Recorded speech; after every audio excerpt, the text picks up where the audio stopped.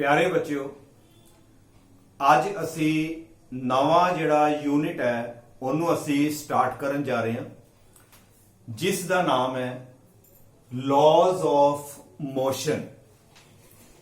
9th class ਦੇ ਵਿੱਚ ਤੁਸੀਂ ਨਿਊਟਨਸ ਦੇ ਲਾਜ਼ ਬਾਰੇ ਆਲਰੇਡੀ ਜਿਹੜਾ ਹੈ ਸਟੱਡੀ ਕੀਤਾ ਹੋਇਆ ਕਿ ਨਿਊਟਨ ਨੇ ਜਿਹੜੇ 3 ਲਾਜ਼ ਦਿੱਤੇ ਸੀ, Newton first law, Newton second law and the third law of motion।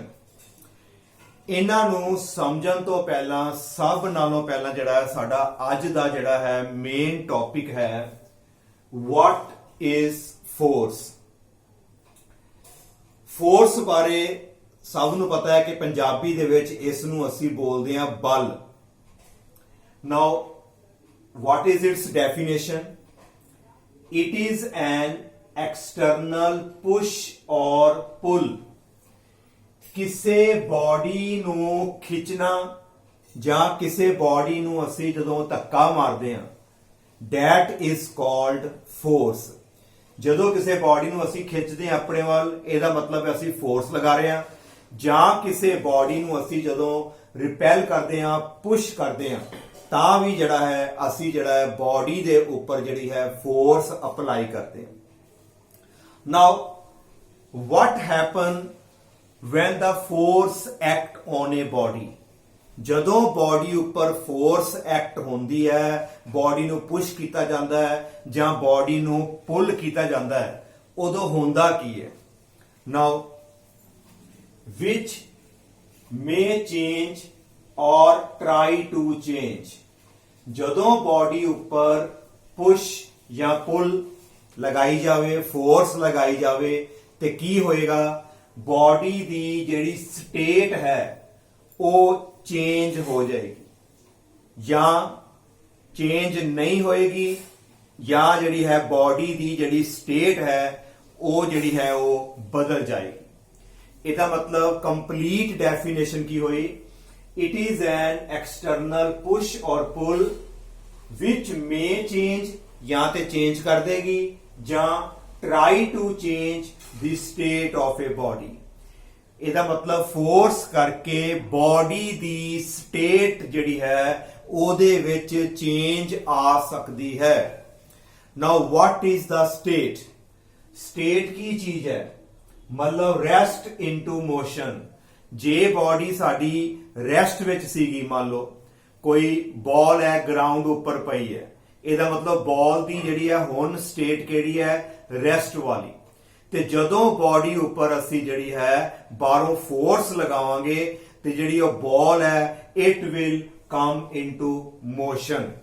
ਇਹਦਾ ਮਤਲਬ ਜਦੋਂ ਬਾਡੀ ਉੱਪਰ ਬਾਹਰੋਂ ਫੋਰਸ ਲੱਗੇ, ਉਹਦੀ ਜਿਹੜੀ ਰੈਸਟ ਵਾਲੀ ਸਟੇਟ ਸੀਗੀ ਉਹ ਚੇਂਜ ਹੋ ਗਈ।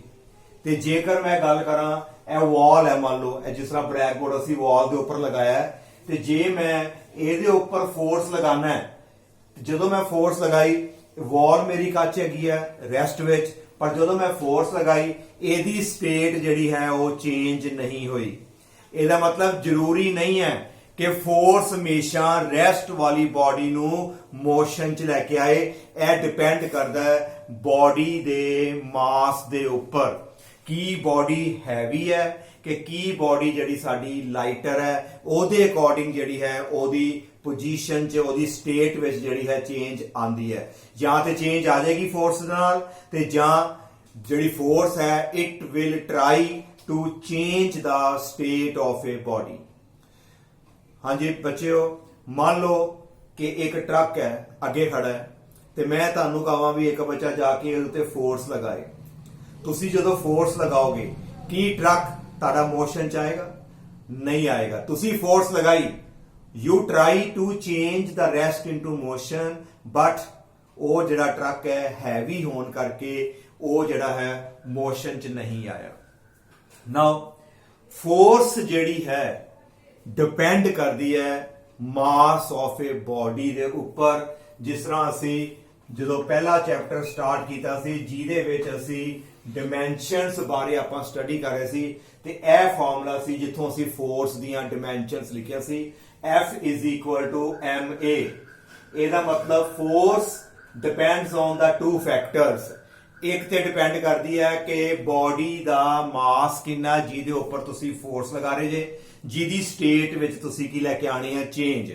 ਦੂਜੀ ਡਿਪੈਂਡ ਕਰਦੀ ਹੈ ਕਿ ਤੁਸੀਂ ਉਹਦੇ ਵਿੱਚ ਕਿੰਨੀ ਚੇਂਜ ਲੈ ਕੇ ਆਣਾ ਚਾਹੁੰਦੇ ਹੋ, ਉਹ ਚ ਕਿੰਨੀ ਐਕਸਲਰੇਸ਼ਨ, ਉਹਦੀ ਵੈਲੋਸਿਟੀ ਵਿੱਚ ਕਿੰਨੀ ਚੇਂਜ ਪੈਦਾ ਕਰਨਾ ਚਾਹੁੰਦੇ ਹੋ। ਉਹਦੇ ਅਕੋਰਡਿੰਗ ਸਾਨੂੰ ਜਿਹੜੀ ਹੈ ਬਾਹਰੋਂ ਫੋਰਸ ਜਿਹੜੀ ਹੈ ਉਹ ਅਪਲਾਈ ਕਰਨੀ ਪਏਗੀ।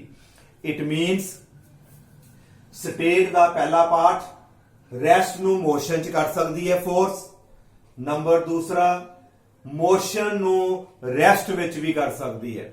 ਮੰਨ ਲਓ ਕਿ ਕੋਈ ਬਾਡੀ ਯੂਨੀਫਾਰਮਲੀ ਮੂਵ ਕਰ ਰਹੀ ਹੈ ਤੇ ਇੱਕਦਮ ਅਸੀਂ ਬਾਹਰੋਂ ਤੇ ਫੋਰਸ ਲਗਾ ਕੇ ਆਪਾਂ ਉਹਨੂੰ ਰੋਕ ਵੀ ਸਕਦੇ ਹਾਂ।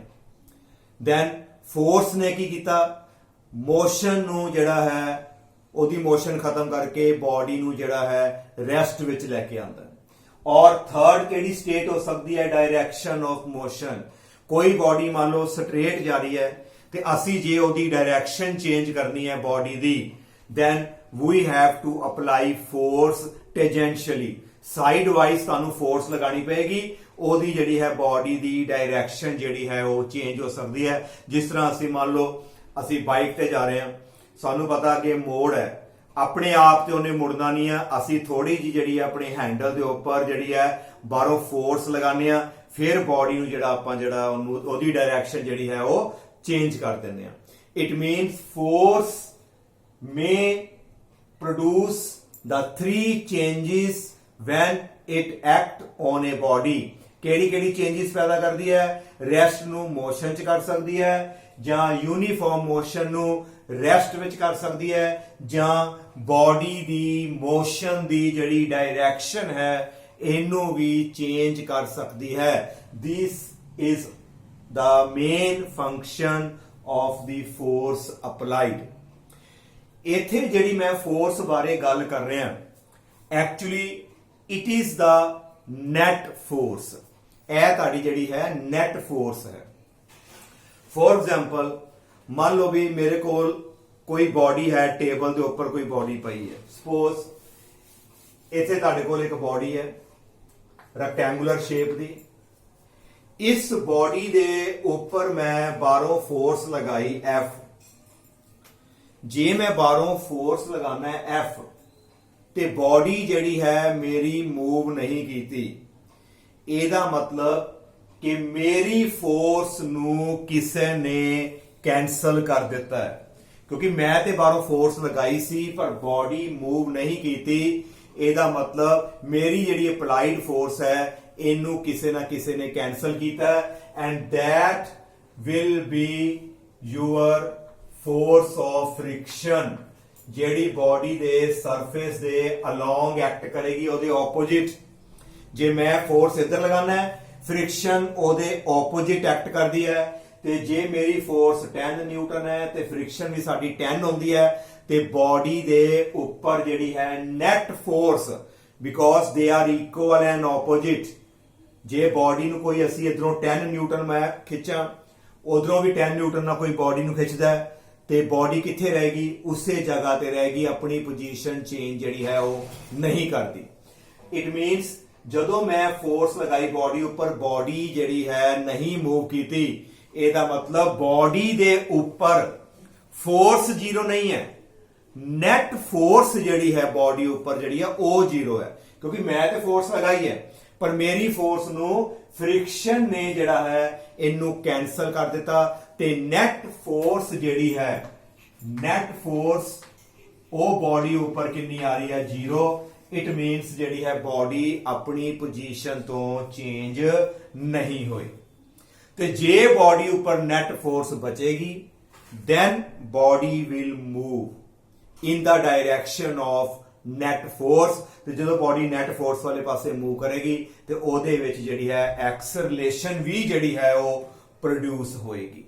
ਨਾਓ ਇਹ ਯਾਦ ਰੱਖਣਾ ਹੈ ਕਿ ਨੈਟ ਫੋਰਸ ਹੈ ਜਿਹੜੀ ਬਾਡੀ ਦੇ ਉੱਪਰ ਜ਼ੀਰੋ ਆ ਗਈ, ਫਿਰ ਬਾਡੀ ਦੀ ਜਿਹੜੀ ਹੈ ਉਹ ਸਟੇਟ ਜਿਹੜੀ ਹੈ ਉਹ ਚੇਂਜ ਨਹੀਂ ਹੁੰਦੀ। ਤੇ ਜੇ ਬਾਡੀ ਉੱਪਰ ਨੈਟ ਫੋਰਸ ਬਚ ਗਈ, then body ਜਿਹੜੀ ਹੈ it will move with accelerated motion। Now what is the formula? F is equal to ma। ਨਾਓ ਇਸ ਤੋਂ ਬਾਅਦ ਅਸੀਂ ਜਿਹੜਾ ਹੈ ਮੇਨ ਟੌਪਿਕ ਅਸੀਂ ਸਟੱਡੀ ਕਰਨਾ ਹੈ ਵਾਟ ਇਜ਼ ਇਨਰਸ਼ੀਆ। ਇਹ ਤੁਸੀਂ ਬੇਟਾ 9th ਕਲਾਸ ਦੇ ਵਿੱਚ ਵੀ ਜਿਹੜਾ ਹੈ ਇਸ ਨੂੰ ਅਸੀਂ ਸਟੱਡੀ ਕੀਤਾ ਹੈ ਕਿ ਇਨਰਸ਼ੀਆ ਕੀ ਚੀਜ਼ ਹੈ। ਇਨਰਸ਼ੀਆ is the inability of every ਬॉडी। ਪਹਿਲਾਂ ਤੇ ਯਾਦ ਰੱਖਣਾ ਹੈ ਕਿ ਇਨਰਸ਼ੀਆ, ਕੋਈ ਪੁੱਛੇ ਵਾਟ ਇਜ਼ ਇਨਰਸ਼ੀਆ, ਤੁਸੀਂ ਇੰਨਾ ਹੀ ਕਹਿ ਸਕਦੇ ਹੋ it is a inability of everybody. ਹਰ ਇੱਕ ਬॉडी ਦੀ ਇਨਐਬਿਲਿਟੀ, ਉਹ ਯੋਗਿਆ ਨਹੀਂ ਹੈ। ਹਰ ਇੱਕ ਬॉडी ਦੀ inability to change its state of rest into motion. ਹਰ ਇੱਕ ਬॉडी ਦੇ ਅੰਦਰ ਇੱਕ ਇੰਟਰਨਲ ਇਨਹੈਰੈਂਟ ਪ੍ਰੋਪਰਟੀ ਹੈ, ਇਨਐਬਿਲਿਟੀ ਹੈ ਕਿ ਉਹ ਆਪਣੇ ਆਪ ਆਪਣੀ ਸਟੇਟ ਜਿਹੜੀ ਹੈ ਰੈਸਟ ਵਾਲੀ ਮੋਸ਼ਨ ਚ ਨਹੀਂ ਕਰ ਸਕਦੀ, ਤੇ ਮੋਸ਼ਨ ਵਾਲੀ ਨੂੰ ਉਹ ਆਪਣੇ ਆਪ ਰੈਸਟ ਵਿੱਚ ਨਹੀਂ ਲੈ ਕੇ ਆ ਸਕਦੀ, ਤੇ ਬਾਡੀ ਆਪਣੇ ਆਪ ਆਪਣੀ ਜਿਹੜੀ ਹੈ ਡਾਇਰੈਕਸ਼ਨ ਆਫ ਮੋਸ਼ਨ ਜਿਹੜੀ ਹੈ ਉਹ ਚੇਂਜ ਨਹੀਂ ਕਰ ਸਕਦੀ। ਦਿਸ is the inertia. It is the inability of every body. The body will not change its state of motion into rest, rest into motion, or direction of motion. ਆਪਣੇ ਆਪ body ਜਿਹੜੀ ਹੈ ਆਪਣੀ ਸਟੇਟ ਨੂੰ change ਨਹੀਂ ਕਰ ਸਕਦੀ। ਜਿਸ ਤਰ੍ਹਾਂ ਬੇਟਾ ਤੁਹਾਡੇ ਘਰ ਮੰਨ ਲਓ ਵੀ ਕਿਤੇ ਤੁਹਾਡੇ ਕੋਲ ਚੇਅਰ ਪਈ ਹੈ ਤੁਹਾਡੇ ਕਮਰੇ 'ਚ, ਉਹ ਚੇਅਰ ਰੈਸਟ ਵਿੱਚ ਹੈ, ਉਹਨਾਂ ਚੇਅਰ ਉੱਥੇ ਹੀ ਪਈ ਰਹੇਗੀ ਜਿੰਨਾ ਚੇਅਰ ਤੁਸੀਂ ਉਹਨੂੰ ਉੱਥੋਂ ਚੁੱਕ ਕੇ ਜਿਹੜਾ ਸਾਈਡ ਤੇ ਨਹੀਂ ਕਰਦੇ।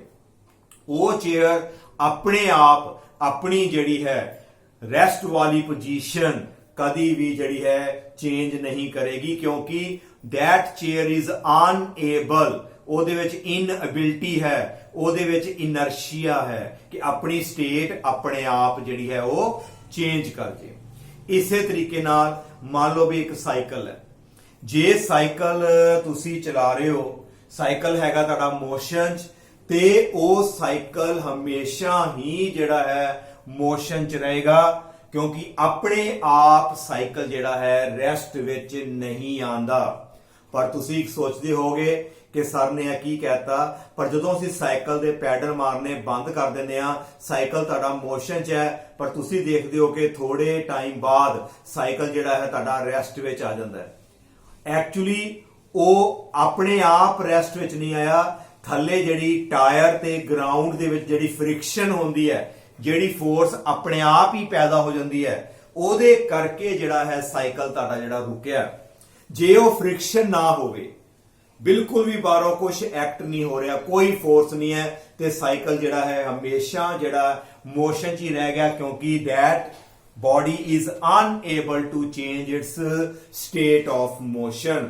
ਆਪਣੇ ਆਪ ਆਪਣੀ ਮੋਸ਼ਨ ਵਾਲੀ ਸਟੇਟ ਜਿਹੜੀ ਹੈ ਚੇਂਜ ਨਹੀਂ ਕਰੇਗਾ।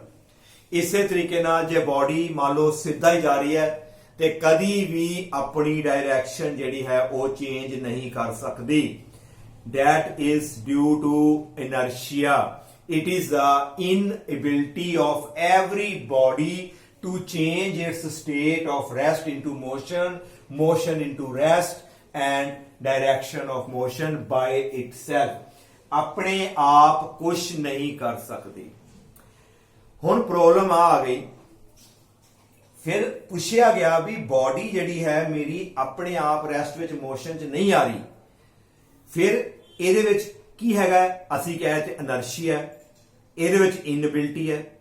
ਫਿਰ ਨਿਊਟਨ ਨੇ ਆ ਕੇ ਦੱਸਿਆ ਕਿ ਇਸ ਇਨਐਬਿਲਿਟੀ ਨੂੰ ਦੂਰ ਕਿਵੇਂ ਕੀਤਾ ਜਾਵੇ। ਜੇ ਬਾਡੀ ਰੈਸਟ ਵਿੱਚ ਮੋਸ਼ਨ 'ਚ ਨਹੀਂ ਆ ਰਹੀ, ਤੇ ਨਿਊਟਨ ਨੇ ਆ ਕੇ ਦੱਸਿਆ ਕਿ ਇਹਦੇ ਉੱਤੇ ਬਾਹਰੋਂ ਜਿਹੜੀ ਹੈ ਤੁਸੀਂ ਫੋਰਸ ਅਪਲਾਈ ਕਰ ਲਓ। ਜੇ ਬਾਹਰੋਂ ਫੋਰਸ ਅਪਲਾਈ ਕਰੋਗੇ, ਫਿਰ ਰੈਸਟ ਵਾਲੀ ਜਿਹੜੀ ਬਾਡੀ ਹੈ ਆਪਣੇ ਆਪ ਮੋਸ਼ਨ 'ਚ ਆਏਗੀ, ਤੇ ਮੋਸ਼ਨ ਵਾਲੀ ਬਾਡੀ ਜਿਹੜੀ ਹੈ ਤੁਹਾਡੀ ਰੈਸਟ ਵਿੱਚ ਵੀ ਆ ਸਕਦੀ ਹੈ, ਤੇ ਤੁਹਾਡੀ ਡਾਇਰੈਕਸ਼ਨ ਜਿਹੜੀ ਹੈ ਮੋਸ਼ਨ ਦੀ ਉਹ ਵੀ ਚੇਂਜ ਹੋ ਸਕਦੀ ਹੈ। ਇਹਦਾ ਮਤਲਬ ਇਨਰਸ਼ੀਆ ਨੂੰ ਦੂਰ ਕਰਨ ਵਾਸਤੇ ਸਾਨੂੰ ਜਿਹੜਾ ਹੈ ਬਾਹਰੋਂ ਫੋਰਸ ਲਗਾਣੀ ਪਏਗੀ, and then it will become Newton's first law of motion। ਇਹਦੇ ਬਾਰੇ ਅਸੀਂ ਇਸ ਤੋਂ ਬਾਅਦ ਜਿਹੜਾ ਆਪਾਂ ਡਿਸਕਸ ਕਰਾਂਗੇ। ਪਰ ਲੇਕਿਨ ਇੱਕ ਚੀਜ਼ ਨੋਟ ਕਰ ਲਓ ਕਿ ਜਦੋਂ ਵੀ ਇਨਰਸ਼ੀਆ ਦੀ ਡੈਫੀਨੇਸ਼ਨ ਲਿਖਣੀ ਹੈ ਕਿਤੇ ਵੀ ਵਿੱਚ ਵਰਡ ਫੋਰਸ ਨਹੀਂ ਆਣਾ ਚਾਹੀਦਾ। ਜੇ ਵਿੱਚ ਕਿਤੇ ਫੋਰਸ ਦਾ ਵਰਡ ਆ ਗਿਆ ਉਹ ਸਾਡੀ ਡੈਫੀਨੇਸ਼ਨ ਜਿਹੜੀ ਹੈ ਨਿਊਟਨ ਫਸਟ ਲਾਅ ਦੀ ਬਣ ਜਾਣੀ ਹੈ। ਇਹ ਧਿਆਨ ਰੱਖਣਾ ਹੈ, ਇਨਰਸ਼ੀਆ ਦੀ ਡੈਫੀਨੇਸ਼ਨ ਵਿੱਚ ਫੋਰਸ ਵਰਡ ਕਿਤੇ ਨਹੀਂ ਆਏਗਾ। It is just a inability of everybody. ਹਰ ਇੱਕ ਬॉडी ਦੀ ਇਨਐਬਿਲਿਟੀ ਆਪਣੇ ਆਪ ਉਹ ਕੁਝ ਨਹੀਂ ਕਰ ਸਕਦੀ। ਫਿਰ ਨਿਊਟਨ ਨੇ ਆ ਕੇ ਦੱਸਿਆ ਜੇ ਨਹੀਂ ਕਰ ਸਕਦੀ ਤੇ ਬਾਹਰੋਂ ਤੁਹਾਨੂੰ ਕੀ ਕਰਨਾ ਪਏਗਾ, ਫੋਰਸ ਜਿਹੜੀ ਹੈ ਉਹ ਲਗਾਣੀ ਪਏਗੀ। ਨਾਓ ਇਸ ਤੋਂ ਬਾਅਦ ਜਿਹੜਾ ਹੈ ਸਾਡਾ ਜਿਹੜਾ ਮੇਨ ਟੌਪਿਕ ਹੈ, ਇਨਰਸ਼ੀਆ ਨੂੰ ਅਸੀਂ ਜਿਹੜਾ ਹੈ 3 ਪਾਰਟਸ ਦੇ ਵਿੱਚ ਜਿਹੜਾ ਆਪਾਂ ਇਹਨੂੰ ਡਿਵਾਈਡ ਕਰ ਦਿੱਤਾ। ਇਨਰਸ਼ੀਆ ਨੂੰ 3 ਪਾਰਟਸ ਵਿੱਚ ਡਿਵਾਈਡ ਕਿਸ ਤਰ੍ਹਾਂ ਕੀਤਾ, ਕਿਉਂਕਿ ਬਾਡੀ ਆਪਣੇ ਆਪ ਰੈਸਟ ਤੋਂ ਮੋਸ਼ਨ ਨਹੀਂ ਆ ਸਕਦੀ। ਇਹਨੂੰ ਕਹਿੰਦੇ ਆ ਇਨਰਸ਼ੀਆ ਆਫ ਰੈਸਟ। ਜੇਕਰ ਬਾਡੀ ਰੈਸਟ ਹੈ ਹਮੇਸ਼ਾ ਉਹ ਰੈਸਟ ਵਿੱਚ ਹੀ ਰਹੇਗੀ। ਕਿਉਂ? that body is unable to change its state of rest। ਦੂਜਾ ਅਸੀਂ ਕਹਤਾ ਮੋਸ਼ਨ ਵਾਲਾ, ਜਿਹੜੀ ਬਾਡੀ ਮੋਸ਼ਨ 'ਚ ਹੈ ਹਮੇਸ਼ਾ ਮੋਸ਼ਨ 'ਚ ਰਹੇਗੀ, ਆਪਣੇ ਆਪ ਕਦੀ ਰੈਸਟ ਵਿੱਚ ਨਹੀਂ ਆ ਸਕਦੀ। ਉਹਨੂੰ ਕਹਤਾ ਇਨਰਸ਼ੀਆ ਆਫ ਮੋਸ਼ਨ। ਤੇ ਤੀਸਰਾ ਜਿਹੜਾ ਹੈ ਇਸ ਨੂੰ ਅਸੀਂ ਕਹਤਾ ਇਨਰਸ਼ੀਆ of direction. ਇਨਰਸ਼ੀਆ are of 3 types। Number 1 inertia of rest, number 2 inertia of motion, and number 3 inertia of direction। ਸਭ ਨਾਲੋਂ ਪਹਿਲਾਂ ਜਿਹੜਾ ਸਾਡਾ ਜਿਹੜਾ ਟੌਪਿਕ ਹੈ inertia of rest, ਅਸੀਂ ਇੱਕੋ ਦੇ ਵਿੱਚੋਂ ਹੀ ਜਿਹੜਾ ਹੈ 3 ਪਾਰਟਸ ਅਸੀਂ ਜਿਹੜੇ ਨੇ ਇਹਦੇ ਵੱਖਰੇ ਕਰ ਲਏ। ਸਭ ਨਾਲ ਪਹਿਲਾਂ ਹੈ ਸਾਡੇ ਕੋਲ inertia of rest। ਜੇ ਇਹਦੀ ਡੈਫੀਨੇਸ਼ਨ ਪੁੱਛੀ ਜਾਵੇ inertia of rest ਤੇ ਤੁਸੀਂ ਇੱਥੋਂ ਹੀ ਬਣਾਓਗੇ, it is the inability of every body, it is the inability of every body by virtue of which या due to change its state of rest into motion by itself। ਬਾਕੀ ਆ ਲਾਈਨਾਂ ਨਹੀਂ ਲਿਖਣੀਆਂ, just ਆ ਲਿਖ ਦੇਣਾ ਕਿ ਬਾਡੀ ਜਿਹੜੀ ਹੈ ਆਪਣੇ ਆਪ ਰੈਸਟ ਤੋਂ ਮੋਸ਼ਨ ਜਿਹੜੀ ਹੈ ਉਹ ਨਹੀਂ ਆ ਸਕਦੀ। ਫਿਰ ਸੁਣੋ, it is the inability of everybody to change its state of rest into motion by itself. ਕੋਈ ਬਾਡੀ ਆਪਣੇ ਆਪ ਰੈਸਟ ਤੋਂ ਮੋਸ਼ਨ 'ਚ ਜਿਹੜੀ ਹੈ ਨਹੀਂ ਆ ਸਕਦੀ। ਜੇ ਚੇਅਰ ਜਿੱਥੇ ਪਈ ਹੈ ਹਮੇਸ਼ਾ ਉੱਥੇ ਹੀ ਪਈ ਰਹੇਗੀ। ਤੁਸੀਂ ਦੇਖਦੇ ਜੇ ਘਰ ਵਿੱਚ ਜਿੱਥੇ ਸਮਾਨ ਤੁਹਾਡਾ ਪਿਆ ਹੁੰਦਾ ਉੱਥੇ ਹੀ ਪਿਆ ਰਹਿੰਦਾ ਹੈ, ਆਪਣੇ ਆਪ ਆਪਣੀ ਉਹ ਪੋਜੀਸ਼ਨ ਜਿਹੜੀ ਹੈ ਕਦੀ ਵੀ ਉਹ ਚੇਂਜ ਨਹੀਂ ਕਰਦਾ। ਆਓ ਇਸ ਨੂੰ ਸਮਝਣ ਦੇ ਲਈ ਇਹਦੀਆਂ ਕੁਝ ਜਿਹੜੀਆਂ ਨੇ ਡੇਲੀ ਲਾਈਫ ਦੇ ਵਿੱਚੋਂ ਕੁਝ ਐਗਜ਼ਾਮਪਲਸ ਜਿਹੜੀਆਂ ਨੇ ਆਪਾਂ ਉਹਨਾਂ ਨੂੰ ਸਮਝਦੇ ਹਾਂ। ਜਿਹੜੀਆਂ ਮੈਂ ਐਗਜ਼ਾਮਪਲ ਕਰਵਾ ਰਿਹਾ ਇਹਨਾਂ ਨੂੰ ਬੜੇ ਧਿਆਨ ਨਾਲ ਸੁਣਨਾ ਹੈ ਤੇ ਆਪਣੀ ਲੈਂਗੁਏਜ ਦੇ ਵਿੱਚ ਇਹਨਾਂ ਦੇ ਜਿਹੜੇ ਤੁਸੀਂ ਜਿਹੜੇ ਆਨਸਰ ਦੇਣ ਦੀ ਜਿਹੜੀ ਹੈ ਉਹ ਕੋਸ਼ਿਸ਼ ਕਰਨੀ ਹੈ।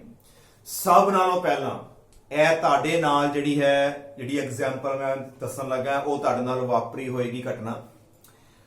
The passenger falls backward when the bus starts suddenly। ਬੱਸ ਦੀ ਜਗ੍ਹਾ ਤੇ ਸਕੂਟਰ ਵੀ ਹੋ ਸਕਦਾ ਹੈ, ਕਾਰ, ਮੋਟਰਸਾਈਕਲ, ਟ੍ਰੇਨ। ਜਦੋਂ ਵੀ ਬੱਸ ਇੱਕਦਮ ਜਿਹੜੀ ਹੈ ਸਟਾਰਟ ਹੋ ਜੇ, ਮੰਨ ਲਓ ਬੱਸ ਤੁਹਾਡੀ ਰੈਸਟ ਵਿੱਚ ਹੈਗੀ ਹੈ ਤੇ ਤੁਸੀਂ ਬੱਸ ਦੇ ਅੰਦਰ ਬੈਠੇ ਜੇ ਸੀਟਾਂ ਦੇ ਉੱਪਰ, ਬੱਸ ਜਿਹੜੀ ਹੈ ਰੈਸਟ ਵਿੱਚ ਹੈਗੀ ਹੈ ਤੇ ਤੁਸੀਂ ਆਪਣੇ ਨਾਲ ਫਰੈਂਡਸ ਦੇ ਨਾਲ ਜਿਹੜਾ ਹੈ ਗੱਲਾਂ ਬਾਤਾਂ ਮਾਰ ਰਹੇ ਸੀ। ਜਦੋਂ ਇੱਕਦਮ ਜਿਹੜੀ ਹੈ ਬੱਸ ਸਟਾਰਟ ਹੋਏ ਤੇ ਤੁਸੀਂ ਦੇਖਦੇ ਜੇ you will fall backward, ਇੱਕਦਮ ਤੁਸੀਂ ਜਿਹੜਾ ਹੈ ਪਿਛਾਂਹ ਨੂੰ ਡਿੱਗਦੇ ਜੇ। ਇਹਦਾ ਕਾਰਨ ਕੀ ਹੈ? It is due to inertia of rest। The passenger falls backward when the bus starts suddenly। It is due to the inertia of rest। ਪਹਿਲੀ ਲਾਈਨ ਤੇ ਆ ਲਿਖਣੀ ਹੈ ਕਿ ਇਹ ਕਿਹੜੀ ਪ੍ਰੋਪਰਟੀ ਕਰਕੇ ਹੈ। It is due to inertia of rest। ਹੁਣ ਸਮਝੋ ਇਸ ਤਰ੍ਹਾਂ ਕਿਉਂ ਹੈ। ਜਦੋਂ ਤੁਸੀਂ ਬੱਸ ਵਿੱਚ ਬੈਠੇ ਸੀ, ਬੱਸ ਤੁਹਾਡੀ ਰੈਸਟ ਵਿੱਚ ਹੈ, ਬੱਸ ਦੇ ਅੰਦਰ ਜਿਹੜੀਆਂ ਸੀਟਸ ਨੇ ਉਹ ਵੀ ਤੁਹਾਡੀਆਂ ਜਿਹੜੀਆਂ ਨੇ ਰੈਸਟ ਵਿੱਚ ਨੇ ਤੇ ਤੁਸੀਂ ਅੰਦਰ ਬੈਠ ਗਏ, ਤੁਸੀਂ ਵੀ ਜਿਹੜਾ ਹੈ ਰੈਸਟ ਵਿੱਚ ਜੇ। ਅਸੀਂ ਆਪਣੀ ਬਾਡੀ ਨੂੰ ਦੋ ਪਾਰਟਸ ਵਿੱਚ ਜਿਹੜਾ ਹੈ ਡਿਵਾਈਡ ਕੀਤਾ ਹੈ। ਇੱਕ ਸਾਡਾ ਅਪਰ ਪਾਰਟ, ਇੱਕ ਸਾਡਾ ਹੋ ਗਿਆ ਲੋਅਰ ਪਾਰਟ। ਲੋਅਰ ਪਾਰਟ ਤੇ ਤੁਹਾਡਾ ਜਿਹੜਾ ਸੀਟ ਜਿੱਥੇ ਉੱਤੇ ਤੁਸੀਂ ਬੈਠੇ ਜੇ, ਜਿਹਦੇ ਨਾਲ ਆਪਾਂ ਬੈਠਦੇ ਆ, ਉਹ ਸਾਡਾ ਲੋਅਰ ਪਾਰਟ। ਲੋਅਰ ਪਾਰਟ ਸਾਡਾ ਜਿਹੜਾ ਸੀਟ ਦੇ ਨਾਲ ਅਟੈਚ ਹੋ ਗਿਆ ਤੇ ਅਪਰ ਪਾਰਟ ਜਿਹੜਾ ਹੈ ਸਾਡਾ ਇੱਥੋਂ ਇਹ ਉੱਪਰ ਹੈ ਸਾਡਾ ਅਪਰ ਪਾਰਟ, ਉਸ ਤੋਂ ਥੱਲੇ ਲੋਅਰ ਪਾਰਟ। ਲੋਅਰ ਪਾਰਟ ਜਿਹੜਾ ਤੁਹਾਡਾ ਸੀਟ ਦੇ ਨਾਲ ਅਟੈਚ ਹੈ, ਕਹਿਣ ਦਾ ਮਤਲਬ ਸੀਟ ਦੇ ਨਾਲ ਕੰਟੈਕਟ ਦੇ ਵਿੱਚ ਹੈਗਾ, ਤੇ ਅਪਰ ਪਾਰਟ ਤੁਹਾਡਾ ਉਸ ਤਰ੍ਹਾਂ ਹੀ ਹੈ। ਜਦੋਂ ਬੱਸ ਰੈਸਟ ਵਿੱਚ ਸੀਗੀ, ਤੁਹਾਡੀ ਪੂਰੀ ਬਾਡੀ ਜਿਹੜੀ ਹੈ ਉਹ ਰੈਸਟ ਵਿੱਚ ਸੀਗੀ। ਹੋਇਆ ਕਿ ਜਦੋਂ ਬੱਸ ਸਡਨਲੀ ਇੱਕਦਮ ਮੋਸ਼ਨ ਚ ਆਈ, ਜਦੋਂ ਬੱਸ ਮੋਸ਼ਨ ਚ ਆਈ, ਇਹਦਾ ਮਤਲਬ ਹੈ ਕਿ ਬੱਸ ਦੀ ਜਿਹੜੀ ਉਹ ਚੇਅਰਸ ਇੱਧਰ ਲੱਗੀਆਂ, ਜਿਹੜੀਆਂ ਅੰਦਰ ਸੀਟਸ, ਉਹ ਵੀ ਮੋਸ਼ਨ ਚ ਆ ਗਈਆਂ, ਤੇ ਚੇਅਰ ਦੇ ਉੱਪਰ ਜਾਂ ਸੀਟਸ ਉੱਪਰ ਤੁਸੀਂ ਬੈਠੇ ਹੋ, ਤੁਹਾਡਾ ਲੋਅਰ ਪਾਰਟ ਉਸ ਸੀਟ ਦੇ ਨਾਲ ਕੰਟੈਕਟ ਚ ਸੀਗਾ, ਤੇ ਉਹ ਵੀ ਜਿਹੜਾ ਹੈ ਮੋਸ਼ਨ ਚ ਆ ਗਿਆ। ਉਹ ਤੇ ਮੋਸ਼ਨ ਚ ਆ ਗਿਆ, ਪਰ ਜਿਹੜਾ ਅਪਰ ਪਾਰਟ ਸੀਗਾ ਸਾਡਾ, ਉਹਦਾ ਕੰਟੈਕਟ ਕਿਸੇ ਨਾਲ ਨਹੀਂ ਸੀਗਾ। ਜਦੋਂ ਉਹਦਾ ਕੰਟੈਕਟ ਕਿਸੇ ਨਾਲ ਨਹੀਂ ਸੀਗਾ ਤੇ ਉਹ ਪਾਰਟ ਜਿਹੜਾ ਹੈ ਪਹਿਲਾਂ ਵੀ ਰੈਸਟ ਹੈ, ਤੇ ਆਪਣੇ ਆਪ ਉਹਨੇ ਮੋਸ਼ਨ ਚ ਨਹੀਂ ਆਣਾ ਡਿਊ ਟੂ ਇਨਰਸ਼ੀਆ ਆਫ ਰੈਸਟ ਕਰਕੇ। ਜਦੋਂ ਲੋਅਰ ਪਾਰਟ ਮੋਸ਼ਨ ਚ ਆ ਗਿਆ, ਉਹ ਥੱਲੋਂ ਨਿਕਲ ਗਿਆ, ਤੇ ਅਪਰ ਪਾਰਟ ਜਿਹੜਾ ਹੈ ਜਿਹਦਾ ਕਿਸੇ ਨਾਲ ਕੰਟੈਕਟ ਨਹੀਂ ਹੈ, ਉਹ ਆਪਣਾ ਰੈਸਟ ਵਿੱਚ ਰਿਹਾ, ਤੇ ਉਹ ਜਿਹੜਾ ਹੈ ਪਿੱਛੇ ਰਹਿ ਜਾਂਦਾ ਹੈ, ਕਿਉਂਕਿ ਲੋਅਰ ਪਾਰਟ ਬੱਸ ਦੇ ਨਾਲ ਅਟੈਚ ਹੋ ਕੇ ਅੱਗੇ ਚਲਾ ਗਿਆ, ਤੇ ਜਿਹੜਾ ਅਪਰ ਪਾਰਟ ਹੈ ਉਹ ਰੈਸਟ ਵਿੱਚ ਰਹਿਣ ਕਰਕੇ ਪਿੱਛੇ ਰਹਿ ਗਿਆ। ਤੇ ਤੁਹਾਨੂੰ ਲੱਗਦਾ ਜਿਸ ਤਰ੍ਹਾਂ ਅਸੀਂ ਇੱਕਦਮ ਪਿਛਾਂਹ ਨੂੰ ਜਿਹੜਾ ਆਪਾਂ ਡਿੱਗ ਗਏ ਨੇ। ਐਕਚੁਅਲੀ ਹੁੰਦਾ ਕੀ ਹੈ ਕਿ ਅਪਰ ਪਾਰਟ ਤੁਹਾਡਾ ਰੈਸਟ ਵਿੱਚ ਰਹਿ ਜਾਂਦਾ ਹੈ ਡਿਊ ਟੂ ਇਨਰਸ਼ੀਆ ਆਫ ਰੈਟ, ਉਹਦੇ ਕਰਕੇ ਉਹ ਪਿੱਛੇ ਰਹਿ ਜਾਂਦਾ ਹੈ, ਤੇ ਸਾਨੂੰ ਲੱਗਦਾ ਜਿਵੇਂ ਅਸੀਂ ਪਿਛਾਂਹ ਨੂੰ ਡਿੱਗ ਪਏ ਹਾਂ। ਪਰ ਤੁਸੀਂ ਸੋਚਦੇ ਹੋਗੇ ਕਿ ਸਾਡਾ ਕਈ ਵਾਰੀ ਜਿਹੜਾ ਅਪਰ ਪਾਰਟ ਹੈ, ਉਹਦੀ ਜਿਹੜੀ ਬੈਕ ਸੀਟ ਹੁੰਦੀ ਹੈ, ਉਹਦੇ ਨਾਲ ਅਸੀਂ ਕੰਟੈਕਟ ਕੀਤਾ ਹੁੰਦਾ ਹੈ। ਜਦੋਂ ਤੁਸੀਂ ਬੈਕ ਤੇ ਢੋ ਲਗਾਈ ਹੋਈ ਹੈ, ਬਿਲਕੁਲ ਇਸ ਤਰ੍ਹਾਂ ਢੋ ਲਗਾ ਕੇ ਬੈਠੇ ਜੇ, ਉਦੋਂ ਕੀ ਹੋਏਗਾ, ਤੁਹਾਨੂੰ ਜ਼ਿਆਦਾ ਪਿਛਾਂਹ ਨੂੰ ਇੱਕਦਮ ਜਰਕ ਨਹੀਂ ਲੱਗੇਗੀ, ਪਰ ਜਿਹੜੀ ਤੁਹਾਡੀ ਨੈਕ ਹੈ, ਗਰਦਨ, ਇੱਕਦਮ ਉਹ ਪਿਛਾਂਹ ਨੂੰ ਜਾਂਦੀ ਹੈ, ਕਿਉਂਕਿ ਗਰਦਨ ਦਾ ਕੰਟੈਕਟ ਜਿਹੜਾ ਹੈ ਉਹ ਸੀਟ ਦੇ ਨਾਲ ਜਿਹੜਾ ਹੈ ਉਹ ਨਹੀਂ ਹੁੰਦਾ। ਇੱਕਦਮ ਜਿਹੜੀ ਹੈ ਉਹ ਪਿਛਾਂਹ ਨੂੰ ਜਾਏਗੀ, ਉਹ ਪਿੱਛੇ ਜਾਂਦੀ ਨਹੀਂ ਹੈ, ਐਕਚੁਅਲੀ ਜਿਹੜੀ ਉਹ ਰੈਸਟ ਵਿੱਚ ਰਹਿ ਜਾਂਦੀ ਹੈ, ਤੇ ਉਹ ਪਿੱਛੇ ਰਹਿ ਜਾਂਦੀ ਹੈ, ਤੇ ਸਾਨੂੰ ਲੱਗਦਾ ਜਿਸ ਤਰ੍ਹਾਂ ਅਸੀਂ ਉਹ ਪਿਛਾਂਹ ਨੂੰ ਜਿਹੜਾ ਆਪਾਂ ਡਿੱਗ ਪਏ ਹਾਂ। This is the first example ਕਿ passenger falls backward due to the suddenly starting of the bus. Similarly, ਇੱਕ ਜਿਹੜਾ ਐਕਸਪੈਰੀਮੈਂਟ ਜਿਹੜਾ ਅਸੀਂ 9th ਕਲਾਸ ਦੇ ਵਿੱਚ ਕਰਦੇ ਸੀਗੇ, ਉਹ ਵੀ ਮੈਂ ਤੁਹਾਨੂੰ ਜਿਹੜਾ ਹੈ ਕਰਕੇ ਦਿਖਾਣਾ। ਜਿਸ ਤਰ੍ਹਾਂ ਇਹ ਮੰਨ ਲਓ ਸਾਡੇ ਕੋਲ ਇੱਕ ਗਲਾਸ ਹੈ, ਇਹਦੇ ਉੱਪਰ ਅਸੀਂ ਜਿਹੜਾ ਹੈ ਇੱਕ ਕਾਰਡਬੋਰਡ ਦੇ ਨਾਲ ਇਹਨੂੰ ਆਪਾਂ ਢੱਕ ਦਿੱਤਾ। ਇਹਦੇ ਉੱਪਰ ਦੇਖੋ ਬੇਟਾ, ਮੈਂ ਇੱਕ 5 ਰੁਪੀਸ ਦਾ ਜਿਹੜਾ ਹੈ ਕੁਆਇਨ ਜਿਹੜਾ ਮੈਂ ਉਹਦੇ ਤੇ ਰੱਖ ਦਿੱਤਾ ਹੈ, 5 ਰੁਪੀਸ ਕੁਆਇਨ। ਹੁਣ ਗਲਾਸ ਦੇ ਉੱਪਰ ਜਿਹੜੀ ਹੈ ਕਾਰਡਬੋਰਡ ਹੈ, ਜਿਹੜੀ ਲਿਡ ਬਣਾਈ ਹੈ, ਢੱਕਿਆ ਹੋਇਆ ਹੈ, ਤੇ ਨਾਲ ਇਹਦੇ ਉੱਪਰ ਜਿਹੜਾ ਮੈਂ ਕੁਆਇਨ ਹੈ, ਦੋਨੋਂ ਚੀਜ਼ਾਂ ਜਿਹੜੀਆਂ ਨੇ ਮੇਰੀਆਂ ਰੈਸਟ ਵਿੱਚ ਹੈਗੀਆਂ। ਧਿਆਨ ਨਾਲ ਦੇਖੋ, ਤੇ ਜਦੋਂ ਮੈਂ ਇਸ ਕਾਰਡਬੋਰਡ ਦੇ ਉੱਪਰ ਫੋਰਸ ਲਗਾਉਂਗਾ, ਮੈਂ ਕੁਆਇਨ ਦੇ ਉੱਪਰ ਫੋਰਸ ਨਹੀਂ ਲਗਾ ਰਿਹਾ, ਕਾਰਡਬੋਰਡ ਦੇ ਉੱਪਰ ਜਦੋਂ ਮੈਂ ਫੋਰਸ ਲਗਾਉਂਗਾ, ਦੇਖਣਾ ਧਿਆਨ ਦੇ ਨਾਲ, ਕਾਰਡਬੋਰਡ ਦੇ ਉੱਪਰ ਮੈਂ ਬਿਲਕੁਲ ਇਸ ਤਰ੍ਹਾਂ ਫੋਰਸ ਲਗਾਈ, ਤੇ ਜਿਹੜਾ ਕੁਆਇਨ ਹੈ ਉਹ ਕਾਰਡਬੋਰਡ ਦੇ ਨਾਲ ਅੱਗੇ ਨਹੀਂ ਡਿੱਗਾ, ਕੁਆਇਨ ਜਿਹੜਾ ਹੈ ਬਿਲਕੁਲ ਗਲਾਸ ਦੇ ਵਿੱਚ ਡਿੱਗਾ ਹੈ। ਇਹਦਾ ਕਾਰਨ ਕੀ ਹੈ ਕਿ ਜਦੋਂ ਫੋਰਸ ਲਗਾਈ ਸੀ ਮੈਂ ਸਿਰਫ ਕਾਰਡਬੋਰਡ ਦੇ ਉੱਪਰ, ਕਾਰਡਬੋਰਡ ਜਿਹੜਾ ਹੈ ਉਹ ਮੋਸ਼ਨ ਚ ਆ ਗਿਆ, ਤੇ ਜਿਹੜਾ ਕੁਆਇਨ ਪਹਿਲਾਂ ਵੀ ਰੈਸਟ ਵਿੱਚ ਸੀਗਾ, then due to inertia of rest ਇਹ ਹਮੇਸ਼ਾ ਰੈਸਟ ਵਿੱਚ ਰਹੇਗਾ, ਤੇ ਜਦੋਂ ਕਾਰਡਬੋਰਡ ਨਿਕਲ ਗਿਆ ਥੱਲੇ, ਤੇ ਗ੍ਰੈਵਿਟੀ ਕਰਕੇ ਜਿਹੜਾ ਹੈ ਦੇਖੋ ਉਹ ਗਲਾਸ ਦੇ ਅੰਦਰ ਜਿਹੜਾ ਹੈ ਉਹ ਡਿੱਗ ਪਿਆ। ਇਸ ਨੂੰ ਇੱਕ ਵਾਰ ਦੁਬਾਰਾ ਜਿਹੜਾ ਹੈ ਤੁਸੀਂ ਦੁਹਰਾ ਕੇ ਦੇਖ ਸਕਦੇ ਹੋ। ਆ ਦੇਖੋ, ਦੋਨੋਂ ਚੀਜ਼ਾਂ ਜਿਹੜੀਆਂ ਨੇ ਰੈਸਟ ਵਿੱਚ ਨੇ, ਤੇ ਜਦੋਂ ਅਸੀਂ ਫੋਰਸ ਲਗਾਉਂਦੇ ਹਾਂ ਸਿਰਫ ਤੇ ਸਿਰਫ ਸਾਡਾ ਕਾਰਡਬੋਰਡ ਜਿਹੜਾ ਵਿੱਚੋਂ ਨਿਕਲਦਾ ਹੈ, ਤੇ ਜਿਹੜਾ ਕੁਆਇਨ ਹੈ ਸਾਡਾ ਉਹ ਬਿਲਕੁਲ ਗਲਾਸ ਦੇ ਅੰਦਰ ਡਿੱਗਦਾ ਹੈ। It is due to inertia of rest of the 5 rupees coin। ਇਸ ਤੋਂ ਇਲਾਵਾ ਅਸੀਂ ਦੇਖਦੇ ਹਾਂ ਜਦੋਂ ਵੀ ਸਾਡੇ ਘਰ ਦੇ ਵਿੱਚ ਕੋਈ ਕਾਰਪੈਟ ਹੈ ਜਿਹਦੇ ਉੱਤੇ ਕਾਫੀ ਡਸਟ ਜੰਮ ਜਾਂਦੀ ਹੈ, ਤੁਸੀਂ ਕੀ ਦੇਖਦੇ ਹੋ? ਜੇ ਮੰਨ ਲਓ ਹੈ ਜਿਸ ਤਰ੍ਹਾਂ ਮੇਰੇ ਕੋਲ ਇੱਕ ਕਾਰਪੈਟ ਹੈ, ਜਿਸ ਮੰਨ ਲਓ ਮੇਰਾ ਡਸਟਰ ਹੀ ਹੈ, ਇਹਦੇ ਵਿੱਚ ਮੈਂ ਜਦੋਂ ਸਾਫ਼ ਕਰਦਾ ਬਲੈਕ ਬੋਰਡ ਤੇ ਇਹਦੇ ਵਿੱਚ ਡਸਟ ਪਾਰਟੀਕਲਸ ਨੇ, ਤੇ ਜੇ ਇਹਨੂੰ ਵਿੱਚੋਂ ਮੈਂ ਡਸਟ ਪਾਰਟੀਕਲ ਵਿੱਚੋਂ ਕੱਢਨੇ ਹੋਣ ਤੇ ਮੈਂ ਕੀ ਕਰਦਾ, ਇੱਕ ਸਟਿਕ ਲੈਣਾ, ਸਟਿਕ ਦੇ ਨਾਲ ਇਹਨੂੰ ਜਿਹੜਾ ਬੀਟ ਕਰਦਾ। ਦੇਖੋ ਜਦੋਂ ਇਹਦੇ ਵਿੱਚੋਂ ਅਸੀਂ ਬੀਟ ਕੀਤਾ ਤਾਂ ਕਿੰਨੇ ਡਸਟ ਪਾਰਟੀਕਲ ਵਿੱਚੋਂ ਨਿਕਲੇ। ਇਹਦਾ ਕਾਰਨ ਕੀ ਹੈ ਕਿ ਡਸਟ ਪਾਰਟੀਕਲ ਵੱਖਰੇ ਕਿਉਂ ਹੋ ਗਏ? ਕਿਉਂਕਿ ਇਸ ਟਾਈਮ ਸਾਡਾ ਜਿਹੜਾ ਕਾਰਪੇਟ ਹੈ ਰੈਸਟ ਵਿੱਚ ਹੈ, ਡਸਟ ਦੇ ਪਾਰਟੀਕਲਸ ਵੀ ਸਾਡੇ ਕੱਚ ਨੇ ਰੈਸਟ ਵਿੱਚ। ਤੇ ਜਦੋਂ ਮੈਂ ਇਹਨੂੰ ਬੀਟ ਕੀਤਾ with the help of stick, carpet ਮੇਰਾ ਜਿਹੜਾ ਹੈ, ਕੋਈ ਵੀ ਕੱਪੜਾ ਜਿਹੜਾ ਤੁਹਾਡੇ ਕੋਲ ਹੈ ਉਹ ਕਾਹਦੇ ਵਿੱਚ ਆ ਗਿਆ, ਮੋਸ਼ਨ ਚ ਆ ਗਿਆ। ਉਹ ਮੋਸ਼ਨ ਚ ਆਣ ਕਰਕੇ ਤੇ ਜਿਹੜੇ ਡਸਟ ਪਾਰਟੀਕਲ ਸੀ ਉਹ ਪਹਿਲਾਂ ਵੀ ਰੈਸਟ ਵਿੱਚ ਸੀਗੇ ਤੇ they will try to remain at rest due to inertia of rest.